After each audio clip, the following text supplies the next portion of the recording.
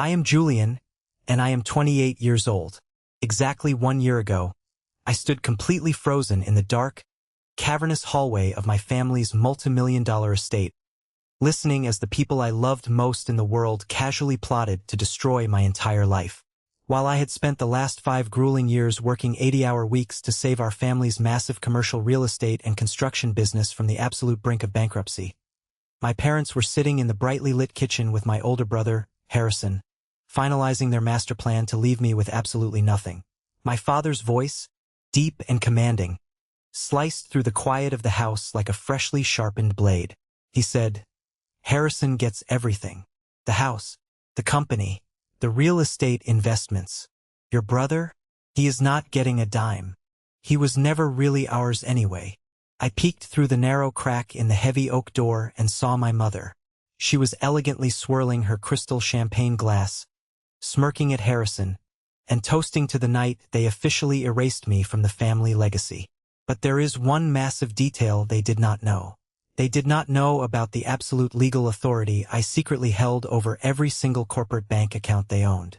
And by the time the sun came up the next morning, they would be the ones screaming on their knees, facing federal prison, and begging me for a mercy they never once showed me.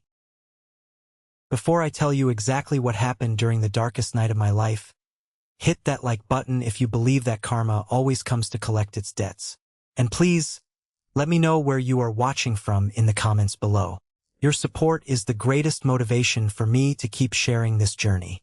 Now, let's go back to the exact moment my entire reality shattered into a million unfixable pieces. I pressed my ear against the cold wood of the kitchen door the moment I heard my own name. The house was usually dead quiet at this hour. I had just gotten home from another brutal 14-hour shift at the office, reviewing payroll discrepancies and untangling messy contractor disputes that my father had carelessly ignored. I was physically and mentally exhausted, craving nothing more than a glass of ice water and the sanctuary of my bed. But the sharp clinking of crystal glasses stopped me dead in my tracks. "Harrison gets everything," my father, Richard, repeated, his voice laced with an arrogant pride that made my stomach turn. The words did not even sound real at first. It felt like I was hallucinating from sleep deprivation or listening to a villain in a cheap television movie. But the voice was undeniably my father, the man I had spent my entire 28 years of existence trying to impress, trying to make proud, trying to prove that I was worthy of his last name. My mother's laugh followed immediately after. It was that bright, cold, heavily practiced laugh she usually reserved for upscale HOA meetings, charity galas, and country club dinners, when she wanted to impress the wives of local politicians and wealthy real estate developers. 27 years is a terribly long time to harbor a stray, Margaret said, taking a delicate, calculated sip of her expensive champagne. But the paperwork is finally in order. We file for bankruptcy on Friday morning. The offshore accounts are completely secure and untraceable. Julian can take the fall for the missing company funds. We will just frame it as embezzlement. Who is a federal judge going to believe? The respected, wealthy founders of Hartwell Construction, or the rogue, ungrateful adopted kid? Adopted. My heart hammered against my ribs so violently I honestly thought it might crack my chest open and spill out onto the expensive Italian marble floor. Adopted. 27 years of being their son. 27 years of forced family photos, awkward Thanksgiving dinners, and silent judgments. 27 years of striving for absolute perfection, getting top grades, earning my advanced finance degree, and taking over the failing family business just to see a microscopic sliver of approval in my father's cold eyes. All of it, my entire identity, was built on top of a massive, ugly, unforgivable secret.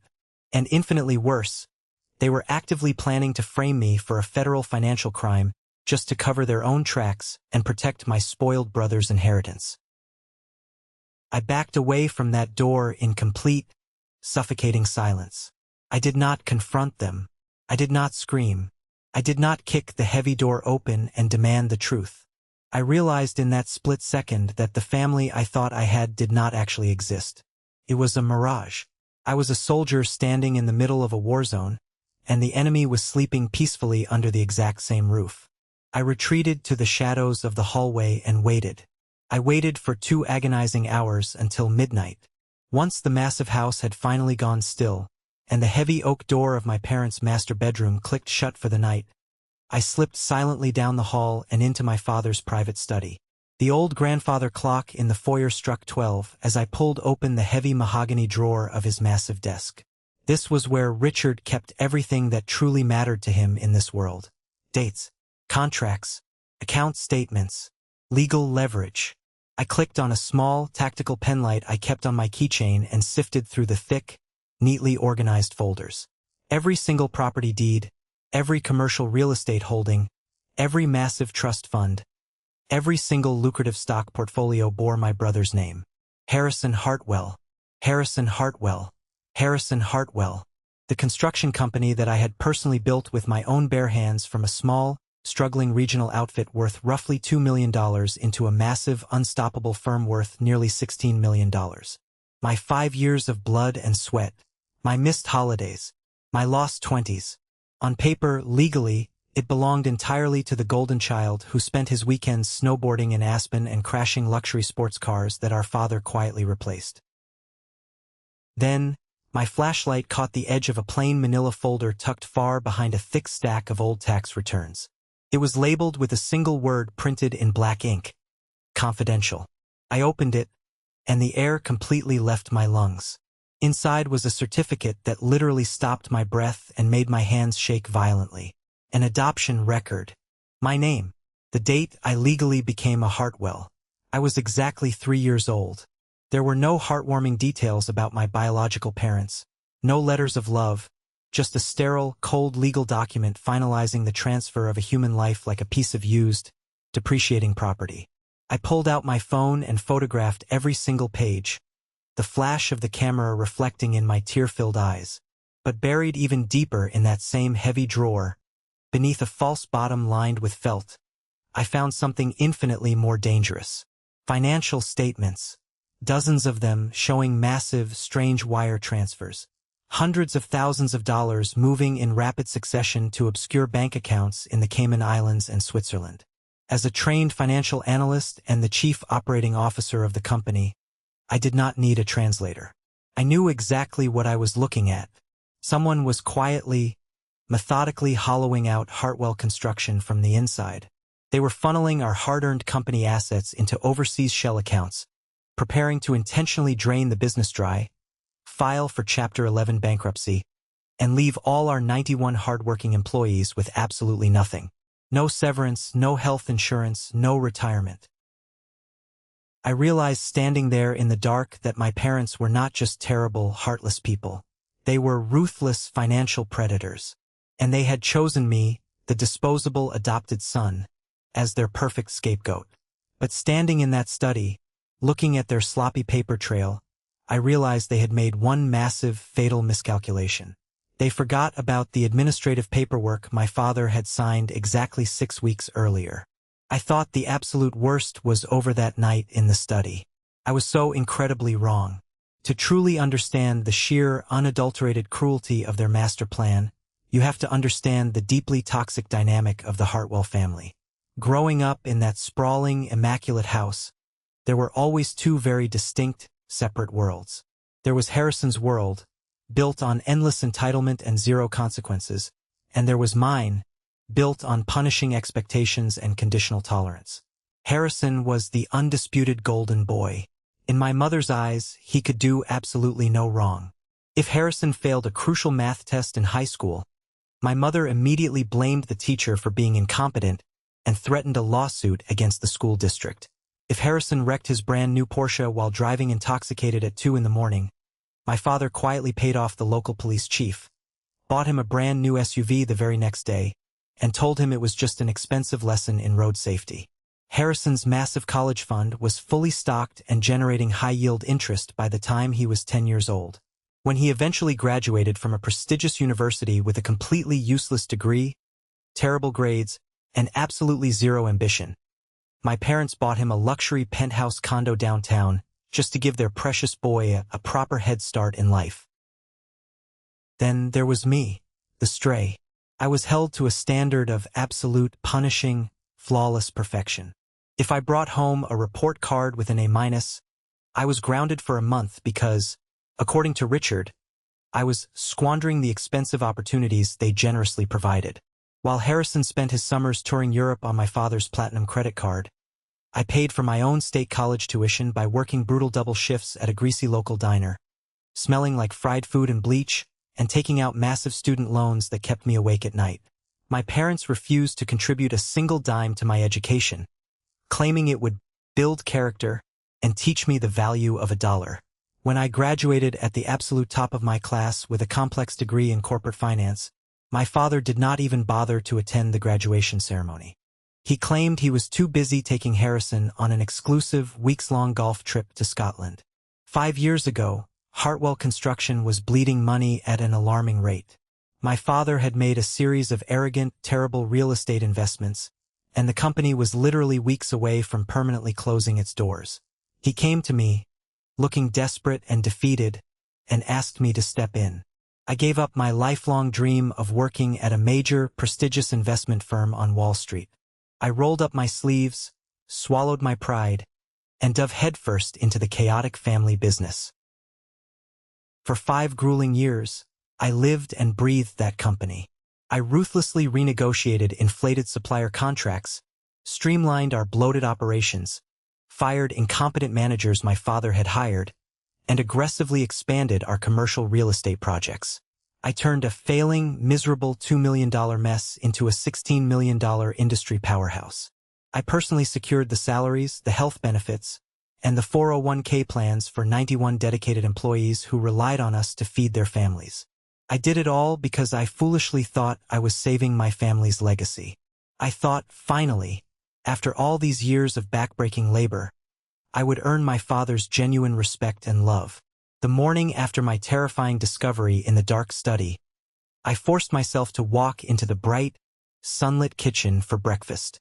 The smell of freshly brewed espresso and sizzling bacon usually brought me a sense of routine comfort, but today, it made me violently nauseous. My mother, Margaret, was sitting at the massive granite island, elegantly buttering a piece of artisanal sourdough toast. She was dressed impeccably, her hair perfectly styled, looking like a woman who didn't have a single dark secret in the world. My father was silently sipping his dark roast espresso and reading the business section of the Wall Street Journal, looking like the pillar of the community everyone believed him to be. Harrison was slumped in a chair, nursing a severe hangover, hiding his bloodshot eyes behind expensive dark designer sunglasses. "You look absolutely terrible, Julian," my mother said, not even bothering to look up from her expensive china plate. Her voice was incredibly smooth, carrying that fake, sugary maternal concern she had spent decades perfecting. "Your eyes are completely sunken in. You look like you haven't slept in a week.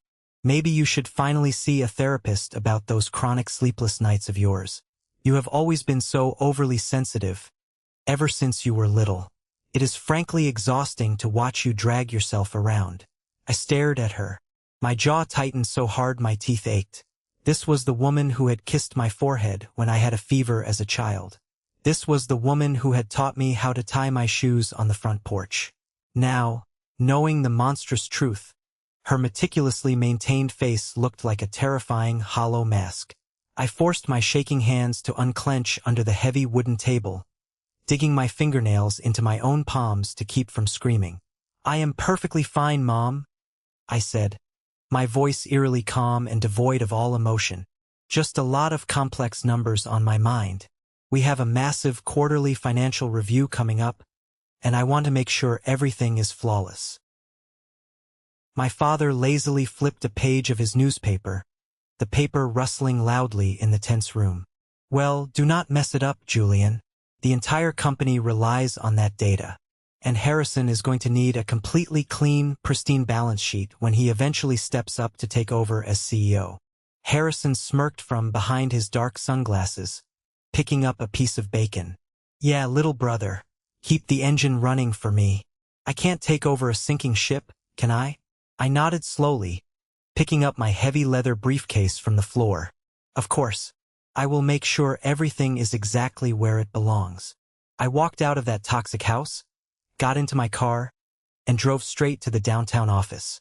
The moment I sat down at my desk, I locked the heavy glass door, pulled down the blinds, and logged directly into the company's deepest, most heavily encrypted financial servers.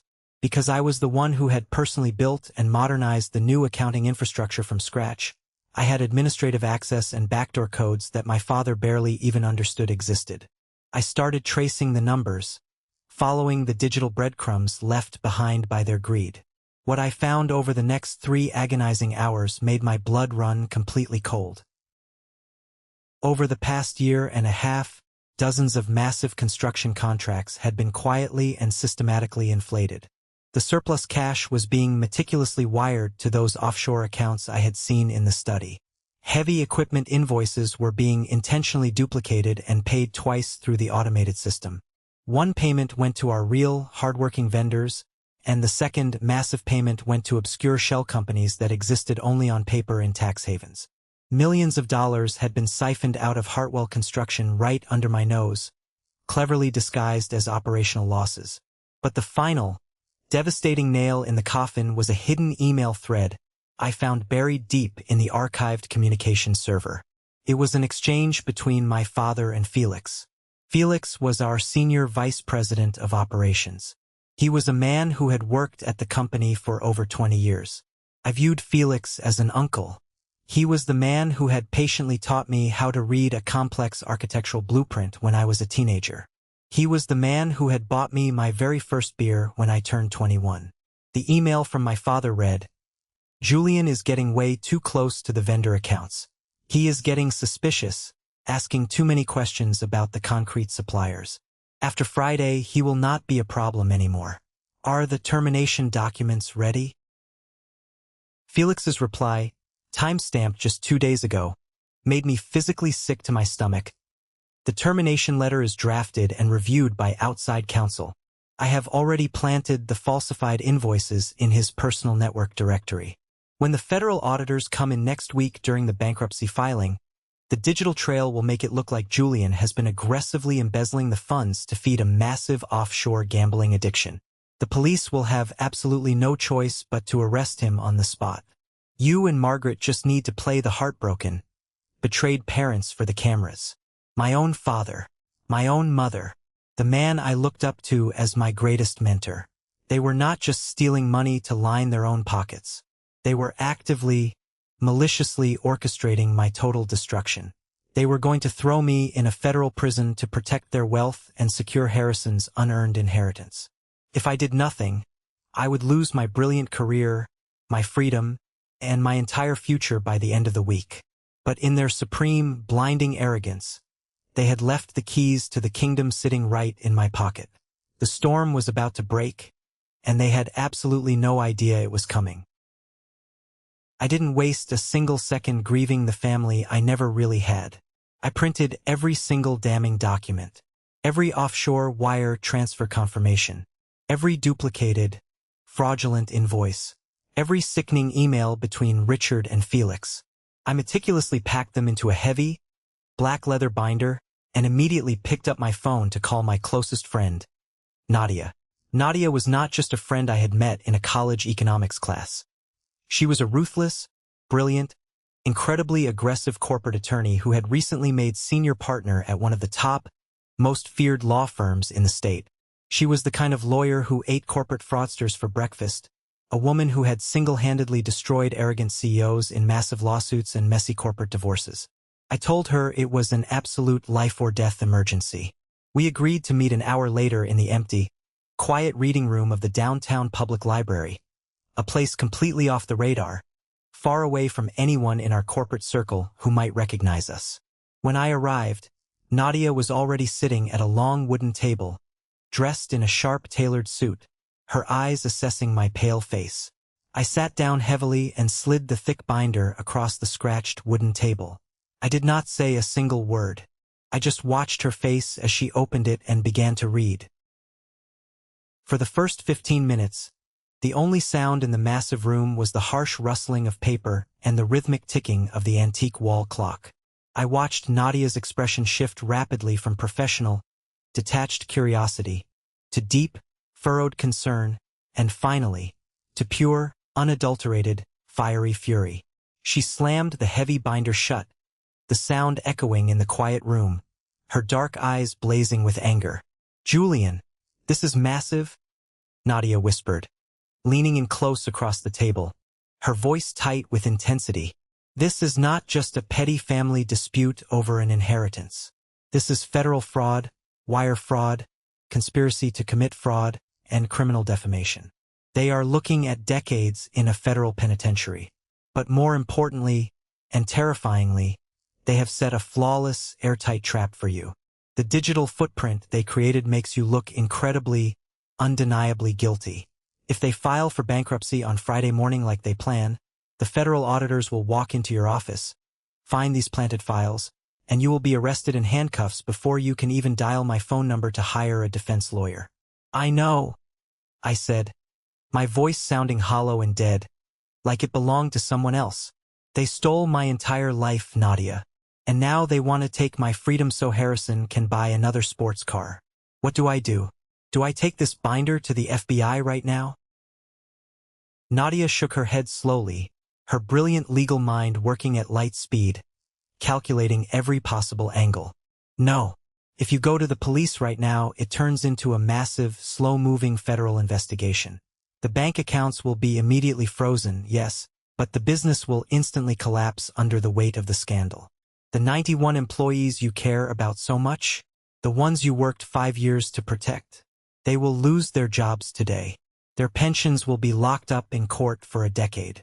Furthermore, your parents might even have enough hidden cash stashed away to flee the country before the indictments ever drop." She leaned back in her wooden chair, crossing her arms tightly. "We need a shield, a massive, legally impenetrable shield. Something that allows you to move the money out of their reach legally, before they can pull the plug and destroy the company. Julian, think carefully. Do you have any legal authority over the parent company? Any sweeping executive powers?" That was the exact moment it clicked. A memory from exactly 6 weeks ago surfaced vividly in my mind. My father had undergone a major, high-risk spinal surgery to correct a herniated disc. Because the surgery carried a significant risk of paralysis or complications, and the company was right in the middle of closing a massive, multimillion-dollar real estate acquisition that required daily signatures, the corporate lawyers insisted he sign a comprehensive power of attorney. He had grumbled and complained, but he had signed the documents, giving me total, unrestricted financial and administrative control over Hartwell Construction and all of his personal assets in the event he was temporarily incapacitated. "The power of attorney," I said, my eyes widening as the realization washed over me. He signed a blanket power of attorney right before his back surgery. He recovered fully, came back to the office, but he never officially revoked it, did he? Nadia finished, a slow, incredibly dangerous, predatory smile spreading across her face. "No, he forgot. He is so arrogant, so convinced of his own untouchable power. He probably assumed the document just expired the moment he walked out of the hospital." Nadia grabbed her yellow legal pad and clicked her pen. "Julian, a legally binding power of attorney does not just magically expire unless there is a specific, rigid end date written into the contract, or unless he officially revokes it in writing with a notary present. If that document is still active in the system, you hold the keys to the entire kingdom. Legally speaking, when you use that document, you are acting as Richard Hartwell himself. Used correctly, it is an absolute bulletproof shield. We can move all the liquid assets into a protective trust before they can touch a single dime. It is completely legal, as long as you are acting to protect the company's creditors, vendors, and employees from imminent financial harm." "How much time do I actually have?" I asked, my heart beginning to race with a new, terrifying energy. "Less than 48 hours, she replied, her tone deadly serious. "We have to draft the trust documents immediately. We are going to establish the Hartwell Employee Protection Fund. You will transfer the money tonight. Once the funds are locked in the trust, your parents cannot access them, and neither can the bankruptcy courts. But Julian, I need you to look at me and understand something very clearly. Once you push this button, There is absolutely no going back. This is nuclear. You are officially declaring war on your family. They are not my family, I said coldly, feeling the last remaining shred of my childhood die. They proved that last night. I spent the rest of the day hidden in Nadia's downtown office, fueled by black coffee, helping her finalize the complex trust documents. By the time I returned to the estate that evening, I was a completely different person. I walked into the grand living room. The massive stone fireplace was roaring, casting a warm, deceptive glow across the room. My parents, Harrison, and Harrison's fiancée, Victoria, were sitting on the expensive leather sofas, laughing loudly and looking through old, leather-bound family photo albums. Victoria was a high-powered, ruthless attorney herself, the daughter of a major, influential real estate investor. My family treated her like absolute royalty because of her wealth and political connections. They were drinking $100 bottles of wine, pointing affectionately at pictures from a luxury vacation to Hawaii they took 10 years ago. "Oh, look at this one," Margaret cooed, her voice dripping with adoration, pointing at a photo of Harrison standing on a private yacht. He was so handsome even back then. Look at that smile. I stood silently in the doorway, watching them perform their perfect family routine. I looked at the heavy mahogany coffee table, littered with albums covering decades of family history, elaborate holidays, expensive vacations, graduations. I realized, looking at the glossy, smiling pages from across the room, that I was barely in any of them. I was always the one holding the camera. I was always the afterthought, standing slightly out of frame, the invisible ghost haunting their perfect, wealthy family portrait. "Julian," my father called out abruptly, finally noticing me standing in the shadows. "We are just looking at some old memories. Did you finish the payroll reports I asked for?" He didn't ask how my day was. He didn't ask me to sit down, pour a glass of wine, and join them. He just wanted to make sure his scapegoat was doing the paperwork properly before he threw me to the wolves. "Yes," I said smoothly, forcing my face to remain entirely blank.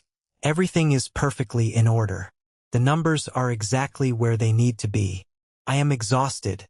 I am going to bed." "Good boy," Richard muttered dismissively, instantly turning his attention back to the album. I walked upstairs to my room, the smallest bedroom in the sprawling house, tucked at the very end of a long, dark hallway, exactly where they had always kept me.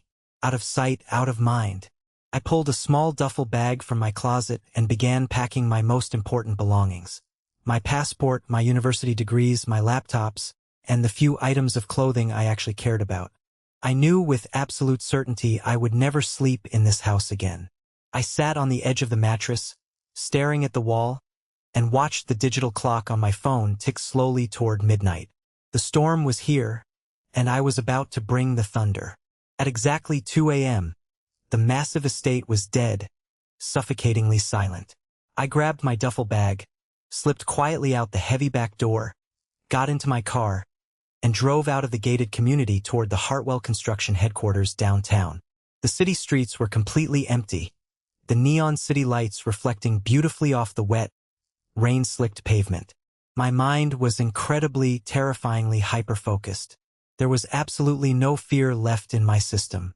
The betrayal was so incredibly deep, so absolute, that it had burned away any lingering loyalty or hesitation I had for Richard and Margaret.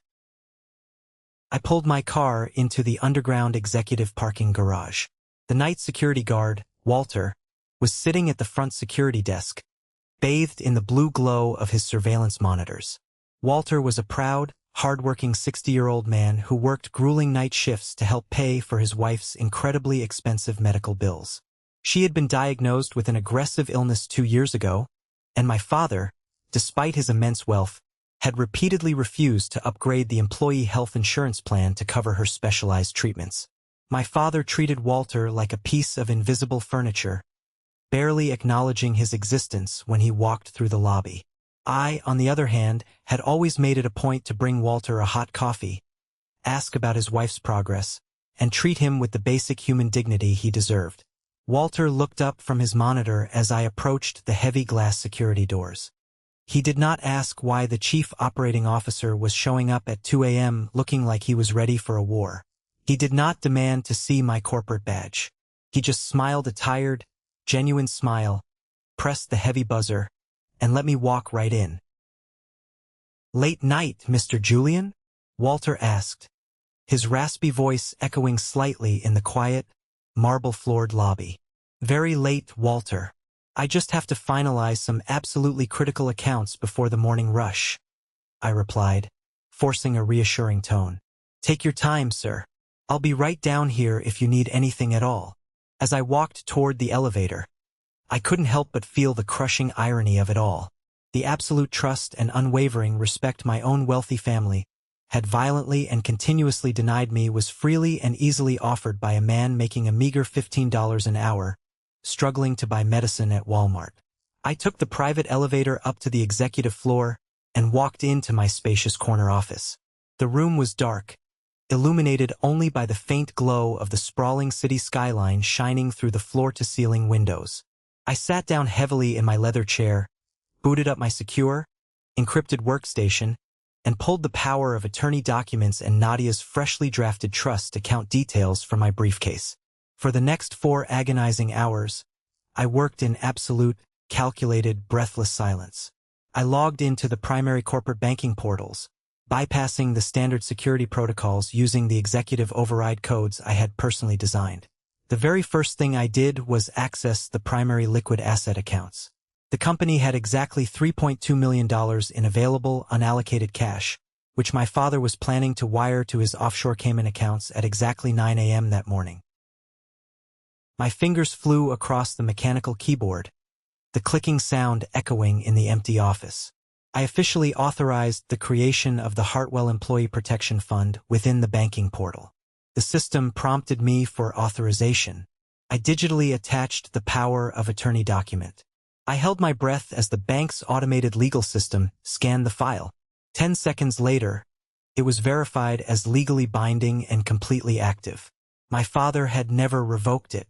Then I initiated the massive wire transfer. $3,200,000. I moved my mouse over the execute button. My hand hesitated for a fraction of a second. This was it. The point of no return. I clicked the button. The blue loading circle spun on the screen for what felt like an absolute eternity. My breath hitched in my throat, my chest tight.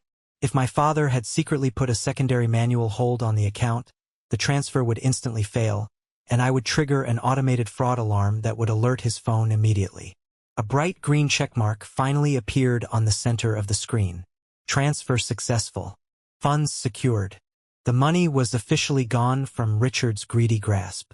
It was fully, legally secured in an irrevocable trust that only I, alongside a court-appointed monitor, could access, and it could only be used solely for the benefit of the company's employees and creditors. But I didn't stop there. I was not just going to protect the employees. I was going to protect the community my father was trying to screw over. I went into the accounts payable system. There were dozens of pending invoices from small, independent contractors, local plumbers, electricians, mom-and-pop suppliers, who had done honest work for us over the last 60 days. My father was planning to let them all go completely bankrupt alongside the company, refusing to pay their invoices. I aggressively accelerated every single outstanding payment. I wired hundreds of thousands of dollars directly to those small businesses, completely clearing our corporate debts and saving their livelihoods in the middle of the night. By the time I finished the last transaction, the company's fraudulent cash reserves were entirely drained. If Hartwell Construction collapsed now, it would only destroy Richard and Margaret.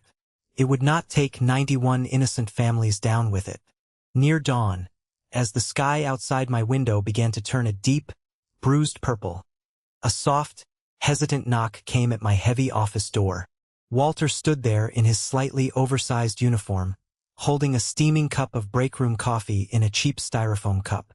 "Thought you might need this, sir," he said gently, stepping inside and placing it carefully on the edge of my desk. He lingered for a moment, shifting his weight, looking down at his worn, scuffed black boots. "Mr. Julian, there have been some ugly rumors going around the site lately. The foremen are saying the company is in deep trouble." My pension? The money for my wife's care? Is it safe? I looked up at Walter. I saw the genuine, raw fear in his tired, bloodshot eyes.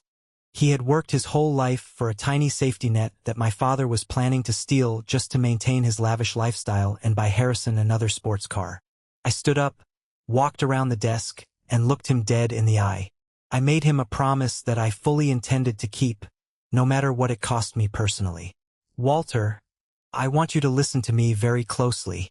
I will do everything in my legal and personal power to protect every single job, every pension, and every person in this building. You are safe. I promise you that. Walter nodded slowly, a profound wave of relief washing over his deeply lined face. Thank you, son. You're a good man. The best of them. I packed up my things, meticulously wiped the computer logs to delay their discovery, grabbed my duffel bag, and walked out of the building. The morning air was crisp and biting. I felt incredibly light, as if a massive physical weight had been lifted from my shoulders. The money was secure. The employees were protected. But as I walked across the concrete parking garage to my car, my stomach suddenly dropped to the floor. Tucked neatly under the windshield wiper of my car was a small, folded piece of lined yellow paper. I pulled it out, my hands trembling slightly, and opened it. It was a hastily handwritten note from Walter. It read, Mr. Julian, they offered me $5,000 cash last week to report on your movements and who you talked to. I took it because my daughter's college tuition is due and I was desperate. But I didn't tell them about you coming here tonight or the transfers you made. You are the only Hartwell who ever treated us like actual human beings. Richard already knows you are looking into the vendor files. Be careful. They are coming for you. I stared at the note, my blood running cold. My father had bought the security guard. He already knew I was actively digging into his lies. The element of surprise was partially compromised. As I started the engine and pulled aggressively out of the parking garage, my phone, sitting in the cup holder, began to vibrate violently. It was Harrison calling. Then my mother. Then my father. It was 8 a.m. The bank had just opened. They had logged in to move the money, and they had seen the completely empty accounts. The war had officially begun. I threw the ringing phone onto the passenger seat, stepped hard on the gas pedal, and drove straight back toward the massive estate, right back into the lion's den. I was ready for the fight of my life. I drove back to the estate like a man possessed by a completely new spirit. The morning sun was just beginning to cast a harsh, blinding, unforgiving light over the sprawling mansions of the exclusive gated community. The perfectly manicured lawns and the towering oak trees looked incredibly fake to me now. Everything about this neighborhood was a carefully constructed illusion. My phone had not stopped vibrating in the cup holder for the entire 30-minute drive from the downtown office. My father, my mother, and my brother were relentlessly calling, leaving increasingly unhinged and threatening voicemails. They had logged into the corporate banking portals to execute their master plan, ready to secure Harrison's stolen inheritance, only to find an absolute zero balance where their stolen millions were supposed to be. I pulled my car onto the massive circular driveway, the gravel crunching loudly under my tires. I parked directly behind my father's luxury sedan and turned off the engine. I sat there for a long, heavy moment, gripping the leather steering wheel until my knuckles turned completely white, taking one final, deep breath. I was about to walk into a Category 5 hurricane, but for the first time in my entire 28 years of life, I was the one controlling the weather. I grabbed my heavy leather briefcase from the passenger seat, unlocked the massive front doors of the house with my key, and stepped inside the grand foyer. The scene in the living room was absolute, unfiltered chaos. My father, Richard, was pacing furiously back and forth across the expensive Italian marble floor, his face a terrifying, unhealthy shade of purple. He was screaming violently into his cell phone, demanding answers from a banking representative who obviously had no idea what was happening. My mother, Margaret, was sitting on the edge of the custom velvet sofa, looking completely pale and physically sick, furiously typing on her laptop with shaking hands. Harrison was standing near the massive arched window, nervously biting his fingernails, looking exactly like a cornered animal waiting for the slaughter. The exact moment the heavy front door clicked shut behind me, the entire room froze. 3 pairs of panicked, furious eyes snapped directly toward me. "Julian!" my father roared, throwing his expensive phone aggressively onto the couch. He charged toward me like a raging bull, stopping just inches from my face. The veins in his thick neck were visibly bulging. "Where is the money? What exactly did you do at the office last night?" "The bank says the liquid assets were moved under an executive override. You are going to revert that transfer right this second, or I swear to God, I will absolutely ruin your life." I did not flinch. I did not look away. I simply set my heavy leather briefcase on the ornate entryway table, unlatched the brass locks with a sharp click, and pulled out the thick, damning binder I had compiled with my lawyer, Nadia. "I am not reverting anything, Richard," I said, my voice completely steady, cold, and devoid of any familial warmth. "The money is permanently gone. It is safely secured in an irrevocable employee protection trust. You cannot touch it. The bankruptcy courts cannot touch it. And your offshore Cayman accounts will remain completely empty." "You arrogant little thief!" Margaret shrieked, standing up so fast she nearly knocked over her expensive china coffee cup. "You had absolutely no right to do that. That is family money. That is Harrison's rightful inheritance. We built that wealth." "Inheritance," I repeated, letting out a harsh, loud, humorless laugh that echoed off the high ceilings. I walked past my father and slammed the heavy binder directly onto the glass coffee table. The sound cracked like a gunshot in the massive room. "You call stealing from your own struggling company an inheritance? I know absolutely everything, Margaret. I know about the massively inflated vendor contracts. I know about the duplicate heavy equipment invoices. I know you were planning to drain the commercial real estate portfolios, file for bankruptcy this coming Friday, and leave 91 hardworking people completely destitute just to buy another yacht." My father's face went from purple to a sickly, terrifying shade of white. He realized, in that exact, horrifying moment, that his perfect, impenetrable master plan had a massive, fatal flaw. He had severely underestimated the son he threw away. "You have absolutely no tangible proof of anything," Richard spat, though his voice completely lacked its usual commanding thunder. He was shaking. "You are a low-level executive making wild, defamatory accusations. I am the CEO of this corporation. I will have you arrested for corporate theft before lunch. I will bury you in a lawsuit so deep you will never see the light of day." I slowly opened the heavy binder and methodically spread the documents across the glass table for all of them to see. "I have every single wire transfer confirmation, Richard. I have the digital footprint of every single shell company you created. I have the emails between you and Felix discussing how you were going to frame me for your crimes. But my absolute personal favorite is this one." I pulled out a highly specific, detailed payroll report and slid it across the glass directly toward my brother. Harrison stared down at it, his hands shaking so violently he had to put them in his pockets. 16 ghost employees, I said, my voice ringing clear and loud in the quiet house. 16 entirely fake names on our corporate payroll, drawing a full executive salary for the last 2 years. And every single direct deposit traces back to a private checking account registered exclusively in Harrison's name. That is $840,000 in fraudulent salary theft, Harrison. That is a massive federal crime, and it carries mandatory prison time. Harrison looked like he was going to vomit on the expensive rug.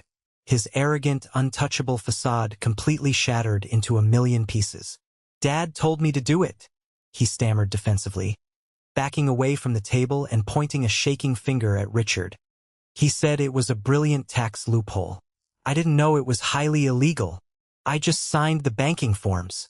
"Shut up, Harrison, you absolute moron," my father bellowed, turning on his own golden child like a rabid dog. Just then, the heavy front door opened again. It was Victoria, Harrison's high-powered, incredibly wealthy fiancée. She was dressed in a sharp, tailored designer suit, holding her leather briefcase, looking completely bewildered by the intense screaming match happening in the foyer. She had obviously come over for their scheduled morning wedding planning session. She took one look at the highly sensitive corporate documents spread across the table, the sheer panic on Harrison's sweating face, and her sharp legal instincts immediately kicked into high gear. "What exactly is going on here?" Victoria demanded, stepping firmly into the room, her eyes darting between the four of us. "Victoria, honey, it is absolutely nothing," Margaret tried to say, forcing a sickeningly sweet, entirely fake smile onto her pale face. "Julian is just having one of his unfortunate mental episodes again. We are handling it privately as a family." I looked Victoria dead in the eye. I was not going to let them lie to her. They were planning to commit massive federal bankruptcy fraud this Friday, Victoria. Harrison has been personally funneling nearly $1 million in stolen corporate salary into his private accounts. I legally secured the remaining company funds last night to protect the employees, and now they are panicking because they are completely broke and facing federal indictments. Victoria's eyes widened in sheer horror. She was the only daughter of a major commercial real estate mogul. Her entire family's massive wealth and reputation were built on pristine public image and ruthless legal compliance. She walked purposefully over to the coffee table, completely ignoring my mother's frantic protests, and picked up the payroll document containing Harrison's personal banking details. She read it in absolute silence.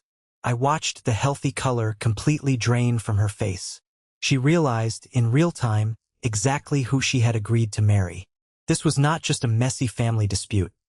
This was an impending, catastrophic federal lawsuit that would aggressively drag her wealthy family through the mud and destroy her career. "Harrison," Victoria said, her voice dropping to a terrifying, deadpan whisper that commanded the entire room. "Tell me right now that this is a fake document generated to scare you." Harrison swallowed hard, completely unable to meet her furious eyes. "Victoria, babe, please, I can explain everything. It was my dad's idea to protect the college fund money and secure our future. I swear on my life." "You absolute, unforgivable idiot," Victoria snapped, dropping the paper back onto the table like it was highly radioactive. "You are actively committing federal wire fraud. I am a licensed attorney. If I am even remotely associated with you when this massive scandal drops, I will lose my legal license and my career is over. We are done. There is no wedding. Consider this a permanent divorce before we even made it to the altar. Do not ever contact me or my firm again." She took her massive diamond engagement ring off her finger, threw it aggressively onto the marble floor where it bounced with a sharp ping, turned around on her heels, and walked straight out the door without looking back. Harrison let out a primal, agonizing scream of sheer frustration and rounded on me. He charged forward, his fists clenched tight, his face twisted in pure, unadulterated, ugly hatred. "You ruined absolutely everything," Harrison screamed, spitting as he spoke, shoving my shoulder hard. "You stole my money. You ruined my relationship. You are nothing but a jealous, ungrateful parasite. You are not even the real son here. You do not deserve anything because you are not even blood." The entire room went completely terrifyingly still. The silence was deafening. My mother closed her eyes in absolute defeat, knowing the final boundary had been breached. My father's jaw tightened. Harrison had just foolishly weaponized the massive secret they thought I didn't know. I looked at Harrison, brushing off my shoulder, feeling absolutely nothing but deep, profound pity for the pathetic man standing in front of me. "I know I am adopted, Harrison. I found the highly confidential paperwork in Richard's study last night, and I thank God every single day of my life that I do not share a single drop of toxic DNA with any of you." Before anyone could say another word or process the bomb I had just dropped, Harrison's cell phone began to ring loudly on the velvet couch. He grabbed it, his hands shaking so badly he almost dropped the device. He put it on speakerphone, desperate for a lifeline. It was Felix, the senior vice president who had helped them eagerly plot my total downfall. "Harrison, put your father on the phone right this second," Felix said, his voice completely panicked, out of breath. The offshore trust accounts are frozen. The bank manager just called me on my private line. Someone submitted a highly detailed anonymous tip to the federal authorities regarding the ghost employees and the duplicated heavy machinery invoices. It is the FBI, Richard. They are requesting a full, unannounced corporate audit starting immediately. We are completely done. I had not made that specific phone call. Nadia, my brilliant lawyer, had made it exactly 10 minutes before I walked through the heavy front doors. I looked at my parents. They looked incredibly small, incredibly old, and completely, utterly broken. They had spent 27 years building a massive, glittering empire on lies, theft, and deceit, and I had burned it completely to the ground in a single night using nothing but the raw truth. Do not ever contact me again, or I will hand over the remaining originals directly to the prosecutor, I said, picking up my empty leather briefcase. I turned my back on them forever and walked proudly out the front door, leaving them to face the absolute devastation of their own making. I thought the worst was finally behind me, but the deepest secret was yet to be revealed. That evening, I drove across the city to a quiet, dimly lit, working-class pub located on the industrial outskirts of town. The massive adrenaline rush of the morning had finally worn off, leaving me feeling completely physically and emotionally hollowed out. I walked past the wooden bar to a large leather booth situated in the dark back corner. Waiting for me, drinking cheap draft beer, were 5 of my longest-serving, most fiercely loyal colleagues from Hartwell Construction. There was Samuel, the grizzled, tough-as-nails lead foreman who knew every inch of our job sites. Oscar, the meticulous, brilliant head accountant who could spot a missing penny in a $1 million spreadsheet. Brenda, our highly efficient senior project manager.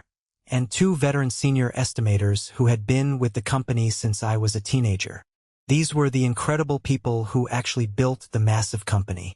They were the absolute backbone of the entire operation, the ones doing the heavy lifting while Richard and Harrison played golf at the country club.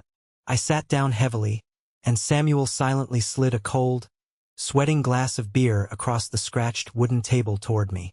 "We heard what you did last night, Julian," Samuel said, his voice low, gruff, and filled with deep respect. "The corporate bank sent out the official legal notice to the management team about the new Employee Protection Fund. You saved 91 families from financial ruin today. But you put a massive, highly visible target on your own back. Richard is going to hire every sleazy lawyer in the state to try and destroy you in civil court." "I know he will try," I said, taking a long, much-needed drink of the cold beer. "But I have the ironclad legal documentation to back it up. I just need to figure out exactly how to keep the company running, keep the payroll flowing, and secure new contracts while the federal authorities systematically dismantle my father's entire life." Oscar, the head accountant, leaned forward over the table, looking cautiously around the quiet bar to make sure nobody was listening. "Julian, we need to tell you something highly confidential. We have known about the missing money for months. We noticed the strange vendor transactions, the impossible real estate appraisals, and the massively inflated invoices. We have been quietly documenting every single financial discrepancy on a secure, encrypted offline server. We were absolutely terrified to bring it forward because we were not sure who we could actually trust. We didn't know if you were in on the massive scam with Richard and Harrison." "I wasn't," I said softly, feeling a wave of guilt that they had to carry that heavy burden alone. "They kept me entirely in the dark. They were actually planning to frame me for the whole thing." "We know that now," Brenda said, smiling warmly and placing a comforting hand on my arm. "Because of exactly what you did with that $3 million last night. You chose the working people over your own wealthy family. And because you explicitly did that, we have something that belongs exclusively to you. Something that changes everything." Oscar reached into his worn, heavy leather satchel and pulled out a thick, yellowed envelope. It looked incredibly old, the paper edges heavily frayed and worn from years of hiding. He slid it carefully across the sticky wooden table until it rested right in front of me. "Your grandfather, Arthur Hartwell, gave this specific envelope directly to me exactly 10 years ago, right before he passed away," Oscar explained, his voice thick with heavy emotion. He made me swear a binding legal oath to keep it completely hidden in my personal bank safety deposit box. He said I was only allowed to open it and give it directly to you if the company ever faced imminent bankruptcy, massive fraud, or a hostile internal takeover by Richard. We think today's events absolutely qualify. My hands actually trembled as I carefully picked up the old envelope. Arthur Hartwell was the original founder of the company. He was a tough, brilliant, deeply honorable man who had always treated me with a quiet, rugged kindness that Richard completely lacked. I carefully broke the old wax seal and pulled out the thick stack of legal documents hidden inside. There was a personal letter written in my grandfather's shaky, highly distinctive handwriting, alongside a heavily notarized, legally binding codicil to the original corporate company charter. As I read the dense legal jargon of the document, my jaw practically hit the wooden table. The codicil stated clearly and without any ambiguity that in the specific event of severe financial mismanagement leading to bankruptcy proceedings or federal investigation, the controlling ownership of Hartwell Construction would not default to the current CEO, Richard.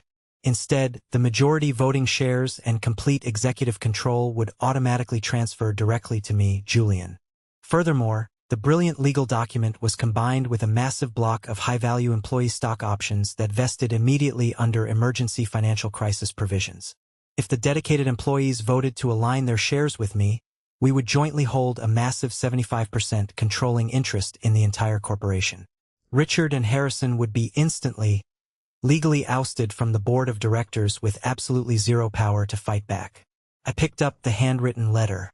The black ink was slightly faded with time, but the message was incredibly powerful.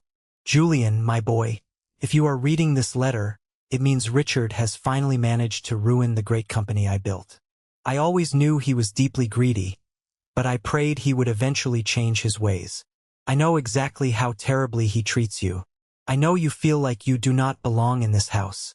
But I wrote this ironclad legal provision because controlling a legacy should never be about bloodlines. Blood does not make a true family. Honorable character makes a family. You have shown more devotion to the working men and women of this construction company than anyone else in our entire lineage. Use this legal document. Save our people. Secure their jobs. Make me proud, Julian. Hot tears blurred my vision, spilling onto my cheeks. I had spent my entire life firmly believing I was an unwanted, disposable stray, but the great patriarch of the family had actively chosen me to protect his life's work. He had seen my immense worth when absolutely no one else did. Armed with this massive, game-changing revelation, I realized I had the legal power to not just survive this horrible ordeal, but to take complete, undeniable control. But there was still one massive, painful piece of the puzzle missing. My adoption. Why was I brought into this specific toxic family in the first place? The very next morning, utilizing the extensive resources of a highly discreet private investigator my lawyer Nadia highly recommended, I tracked down the only estranged member of the Hartwell family, my Aunt Clara. She was Richard's older sister, a woman who had been viciously banished from the family over 2 decades ago and was living a quiet, isolated life 3 states away. I drove for 6 hours straight, my mind racing the entire time, to reach her small, modest farmhouse out in the quiet countryside. When she opened the creaky front door and saw my face, she gasped loudly, dropping the metal gardening trowel she was holding onto the porch. Her eyes filled with immediate, overwhelming tears. "You have her exact eyes?" Clara whispered, her voice cracking with 20 long years of painful, silent waiting. "I always knew you would come finding the ultimate truth eventually. Come inside, Julian. I think it is finally time we talk about your real mother." We sat in her small, cozy kitchen, drinking hot tea, as Clara systematically dismantled the final, devastating lies of my childhood. "They didn't just cruelly cut you out of a will, Julian," Clara said, gripping my hand incredibly tightly across the kitchen table. "They built their entire perfect, wealthy life on top of a horrific, unspeakable crime. Your birth mother's name was Sylvia. She was a beautiful, brilliant young social work student.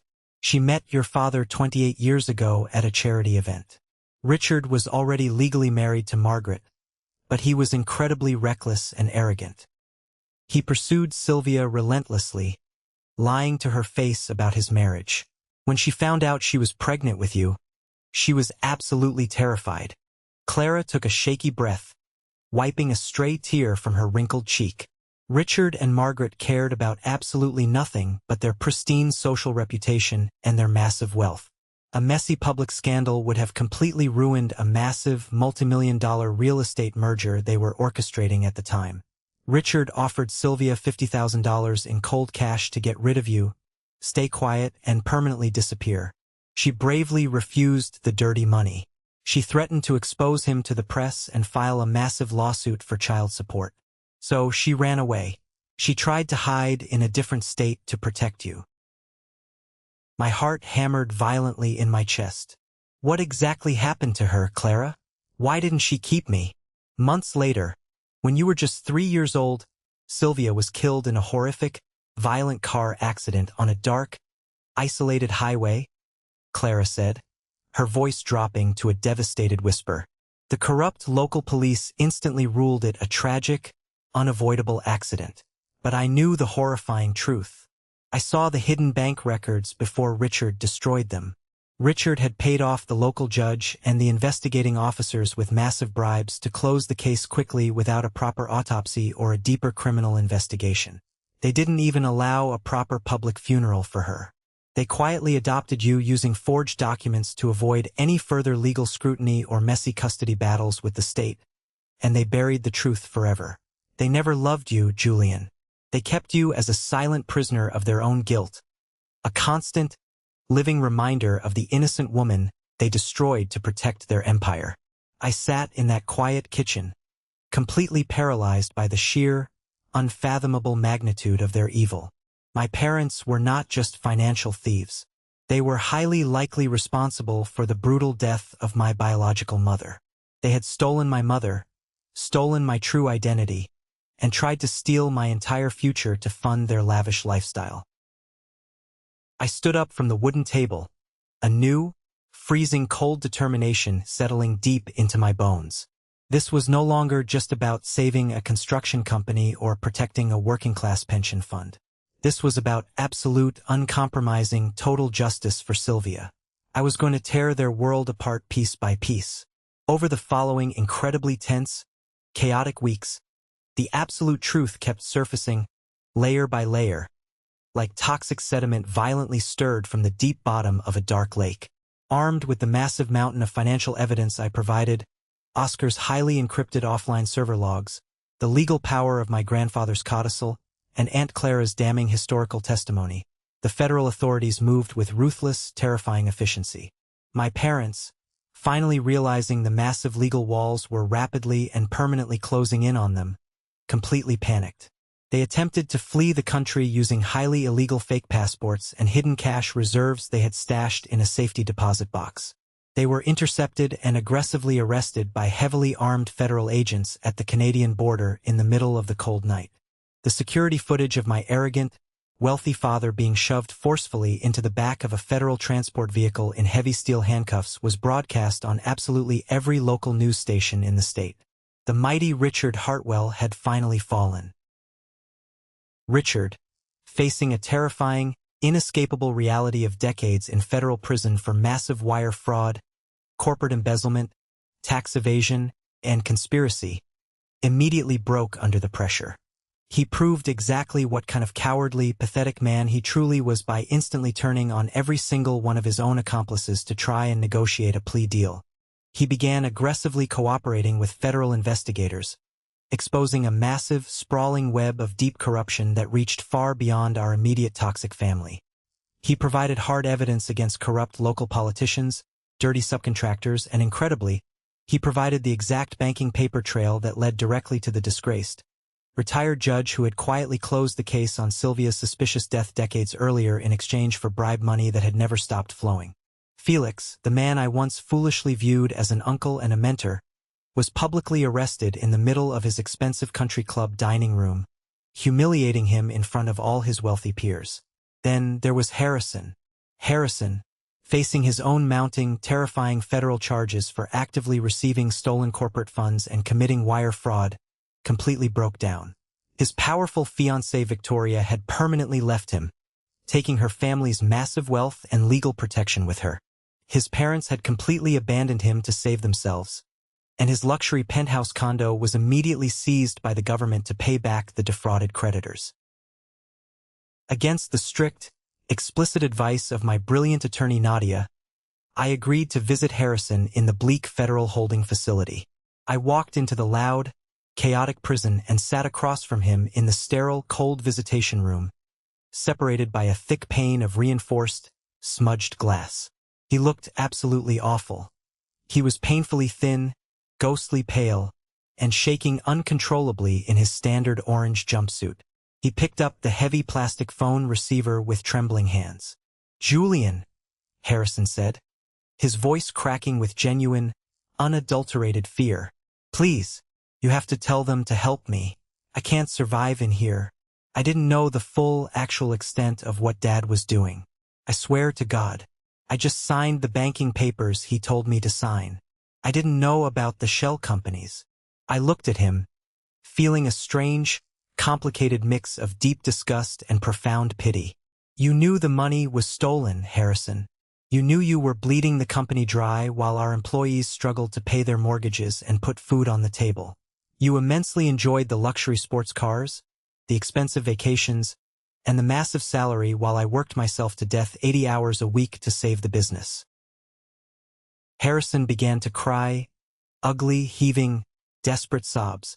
"I built my entire identity on being the perfect, wealthy son," he admitted through his heavy tears, pressing his forehead against the cold glass. "I had to be exactly what they wanted me to be, and it still wasn't enough to make them actually love either of us the right way, Julian.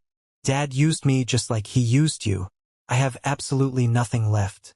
Victoria is completely gone. But, Julian, she's pregnant. Before she initiated the absolute end of our relationship, she told me she was pregnant. If I go to federal prison for 10 years, I will lose my child. I will never get custody. Please." I stared at him. A child. An innocent child was coming into this dark world, carrying the heavy, toxic burden of the Hartwell name, with absolutely no say in any of the terrible things our family had done. I remembered exactly what it felt like to be a helpless child trapped in a loveless, manipulative, terrifying home. I knew what it felt like to be a pawn in a game I didn't ask to play. I chose, in the very end, to exercise a level of mercy that Richard and Margaret never possessed in their entire miserable lives. I worked closely with my legal team and the federal prosecutors. Because Harrison agreed to fully cooperate, testify aggressively against our father in open court, and surrender every single physical and financial asset he owned to pay back the creditors, we managed to successfully secure him a significantly reduced sentence. He would serve a few years in a minimum security facility, and he would have a real chance to rebuild his life, find an honest job, and fight for partial custody of his child when he got out. I did not do it for Harrison. I did it because I absolutely refused to let old wounds and generational trauma destroy a brand new life. With Richard and Margaret completely removed from the corporate picture, I executed my grandfather's powerful codicil. Combined with my Aunt Clara's long-protected stock options and the employees' newly vested emergency shares, we officially secured overwhelming, undeniable controlling ownership of Hartwell Construction. We did not achieve this incredible victory through malicious, illegal revenge, but through complete unity, absolute transparency, and the binding power of the law. We immediately restructured the entire massive corporation from the ground up. We transformed Hartwell Construction into a fully employee-owned cooperative business model. Every single one of the 91 families kept their jobs without a single pay cut. Every single retirement pension stayed completely intact and fully funded. We opened our accounting books to everyone, making every single contract, every executive salary, and every single dollar fully transparent for anyone in the company to see. The era of dark secrets was permanently over. It was incredibly difficult at first. Several old, conservative business partners and wealthy real estate developers immediately distanced themselves the moment our scandalous family name hit the front pages of the national news. But slowly, miraculously, new, highly ethical clients started coming to us. They were heavily drawn by the very honesty and integrity that everyone warned would sink our business. We became a shining symbol of corporate redemption. We survived the storm. 2 years later, the heavy dust had finally, completely settled, and a beautiful new morning had broken over my life. Under our completely new employee-owned business model, Hartwell Construction's annual revenue had grown well past its original massive size. We were now actively taking on massive, highly lucrative government infrastructure contracts, and a dozen other struggling construction companies across the entire country had begun actively studying our unique business model, asking us how we managed to turn a catastrophic corporate scandal into something genuinely worth believing in. We proved that you don't have to be a ruthless predator to succeed in business. My mother, Margaret, passed away from an aggressive, sudden illness while serving her sentence in a bleak federal medical facility exactly 1 year later. I did not attend the funeral. I felt no obligation to stand over the grave of a woman who had tried to bury me alive. However, before she died, the crushing, terrifying weight of her own mortality finally broke her arrogant pride. She provided a full, officially recorded confession to the federal authorities admitting her active role in the terrible night my biological mother, Sylvia, died. She confirmed that Richard had paid a drunk truck driver to run her off the road to avoid a massive lawsuit and public scandal. That confession finally helped permanently close a cold case that had stayed painfully open for over 25 years, bringing much-needed peace to Sylvia's memory and to Aunt Clara. My father, Richard, is currently sitting in a maximum security federal penitentiary, serving a 20-year sentence without the possibility of early parole. He permanently lost his massive wealth, his pristine reputation, and his freedom. Neither of my parents ever fully understood that by trying so desperately to destroy me. They had actually handed me the exact tools and the incredible motivation I needed to build a completely new empire. Harrison was recently released to a structured halfway house after serving his reduced term for his extensive cooperation with the government. He is a completely different man today. The toxic arrogance has been completely stripped away by the harsh reality of prison. He works quietly, sorting mail and doing basic administrative work for the company foundation now, earning an honest salary for the first time in his life. He is slowly, painfully trying to prove to Victoria and the family court judge that he is worthy of being a father to their young daughter, navigating complex custody hearings with a newfound, genuine humility. He knows he has a very long road ahead of him, but at least he is finally walking in the right direction. As for me, I found something I never actually thought I deserved in this lifetime. Genuine, unconditional, beautiful love. During the endless, grueling federal trials, I worked incredibly closely with the brilliant lead prosecutor who helped bring the truth to light. Her name is Valerie. She was a brilliant, fiercely protective lawyer, and she saw me for exactly who I was, not just as a tragic victim of a wealthy family's crimes. She saw my strength. Last spring, we got married in a small, beautiful, private garden situated right behind the main headquarters of the company my grandfather built. I was not surrounded by people who shared my last name. I was surrounded by Aunt Clara, Walter the security guard, Samuel the foreman, Oscar the accountant, and my fierce lawyer friend Nadia. I was surrounded by the incredible, loyal people who actively chose to stand with me when my own blood decided I was entirely disposable. I did not save Hartwell Construction alone. Every single employee who refused to look away, every stranger who chose brutal honesty over comfortable silence, saved it right alongside me. That is the absolute, most important lesson I ever wanted anyone to take from this chaotic, painful journey. Family is absolutely not defined by the people who simply share your last name, or the people who legally adopted you to cover up a horrific crime. Family is defined by the people who consistently show up for you when you have absolutely nothing left to offer them but the raw, unvarnished truth. Family is the people who stand in the freezing storm with you, refusing to let you face the lightning alone. Family is built on trust, not just a shared college fund or a massive real estate portfolio. If you were in my exact position, standing in that dark hallway listening to your family plot your ruin, would you have done the same thing? Would you have risked everything, Your career, your family name, your entire past. To aggressively protect the innocent people who actually stood by you? Have you ever had to choose between blindly loyal blood ties and simply doing what you knew in your heart was right? Let's pause for a moment. Thank you for staying with me this far. You're truly amazing. Please help me by liking the video and commenting the number 1 below so I know you've been here with me until this point. This not only helps more people discover this story, but also lets me know that my painful experiences mean something to someone out there. Your support is the greatest motivation for me to keep sharing the rest of this journey. Have you ever faced something similar with your own toxic family? Have you ever had to draw a hard line and walk away from the people who were supposed to protect you? Share your story in the comments below, and don't forget to like and subscribe so you don't miss the next journey.